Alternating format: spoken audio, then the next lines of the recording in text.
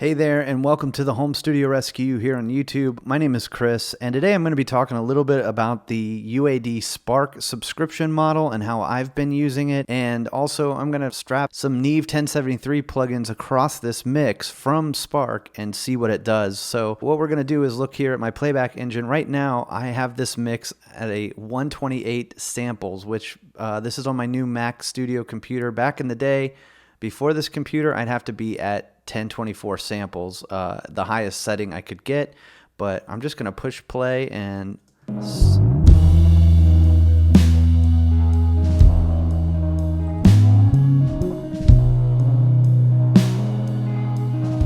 so this thing plays without a problem, and I'm using both Universal Audio plugins from my Universal Audio Twin and Quad Satellite, as well as my Spark plugins as well. And so Spark is this new, it's a subscription model from Universal Audio. It's like $20 a month. I think you get like something like 10 or 15 plugins. But for people who actually have bought Universal Audio plugins before, so out of the subscription model, I actually own a good bit. I own the Neve, the Studer, the LA2A, the 1176, and then the API 2500 bus compressor, which is one of my favorite compressors of all time. I've owned the hardware before, all that stuff.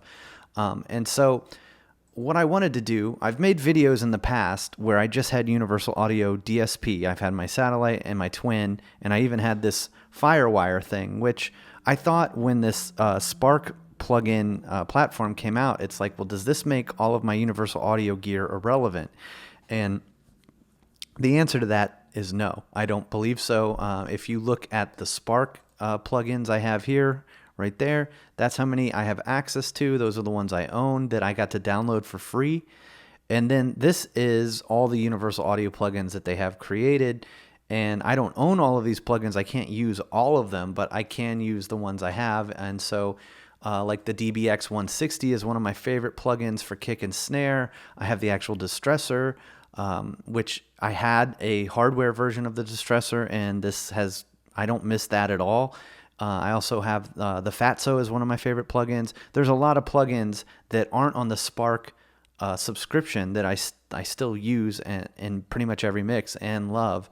And so the thing I'm going to do though, in the other videos I've done, I strapped as many Neve 1073s as I could across a mix until I got a DSP message saying that I ran out of DSP chips. So for this, I'm going to put a Neve 1073 across all these tracks, and I'm at 128 buffer size. So let's just see what happens.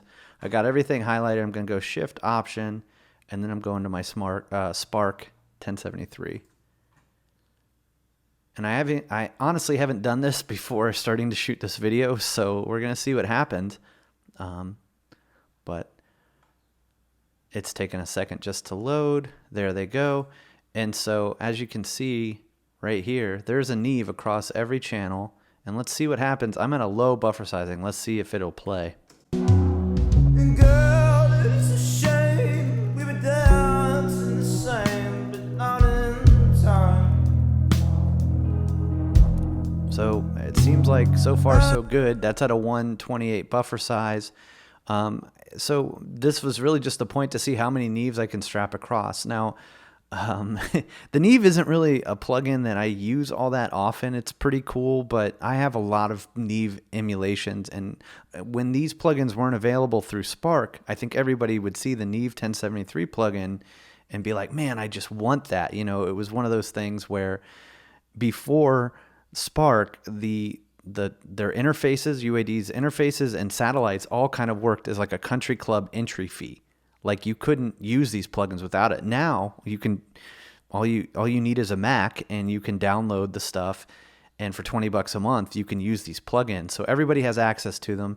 And I used to get a lot of requests. How many Neve plugins can you get with a Quad Apollo Twin, or 8 chips or 12 chips and whatever? So I did that video, and it wasn't a lot. It was like 8 to 16. So this is across like something like 31 tracks, something like that I could put as many. So really, you know, there's not really much of a limit at all. There is none, except for what my computer can handle.